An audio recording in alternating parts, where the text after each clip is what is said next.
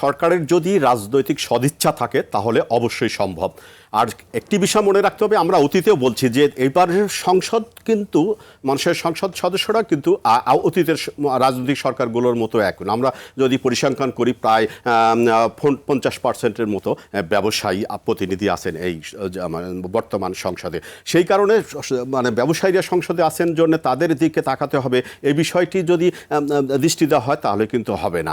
আর একটি বড় বিষয় হচ্ছে, আমরা একটি আলোচনা ভুলেই গেছি, বলছে আপনি যে দেখবেন হচ্ছে যে গ্যাসের দাম, অর্থাৎ সিলিন্ডার ভর্তি গ্যাসের দাম কিন্তু গত 2.5 মাস 3 মাস ধরে বাড়তে ছিল এবং এখনো পর্যন্ত বাড়েনি। আমি খুব উদাহরণ দিয়ে বলি যে আমি যে বললাম যে রাজনৈতিক সদিচ্ছা যদি থাকে, আমি পরশুদিন 35 কেজি সিলিন্ডার কিনলাম 6,400 টাকায়। আমি আবারও বলি 6,400 টাকা, যেটা আমি 2 মাস আগেও কিনছি 3,800 টাকায়। এইটা কেন হবে?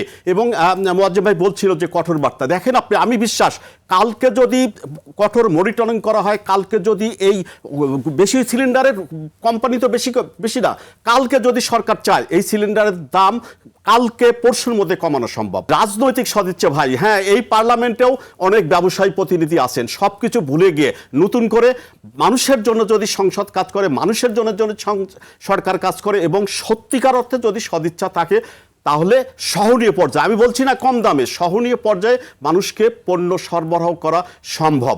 একই সঙ্গে সবাই যে আলোচনা করছেন, হ্যাঁ, ভোক্তাদেরও দায়িত্ব আছে। আমি বারবার এই আলোচনায় বলি যে পশ্চিমবঙ্গে একটি পণ্যের দাম যদি 25 পয়সা বাড়ে, তাহলে ওইখানে যেভাবে প্রতিক্রিয়া দেখা যায়, বাংলাদেশে একটি পণ্যের দাম কেজিতে 10 টাকা বাড়লেও কোনো প্রতিক্রিয়া দেখা যায় না। সেই কারণে ছাড় দায়িত্ব নিয়েছেন ক্র্যাব থেকে শুরু করে যে অধিকার সংগঠনগুলো আছে তাদেরকে কঠোর ভূমিকা পালন করতে হবে। একই সঙ্গে ভোক্তাদেরও সংযত হতে হবে, ভোক্তাদেরও সচেতন হবে। তা না হলে কিন্তু আমরা ওই টেলিভিশনে আসবো, আলোচনা করব, সরকারও কথাবার্তা বলবে, মন্ত্রীরাও নানান কথাবার্তা বলে, কার্যত কাজ কিছু হবে না যদি সত্যিকার অর্থে সরকারের সদিচ্ছা না থাকে, সরকারের ইচ্ছা না থাকে। এই বিষয় ছাড়া আমাদের এইখান থেকে পরিত্রাণ পাওয়ার কোনো উপায় আছে বলে আমার কাছে মনে হয় না।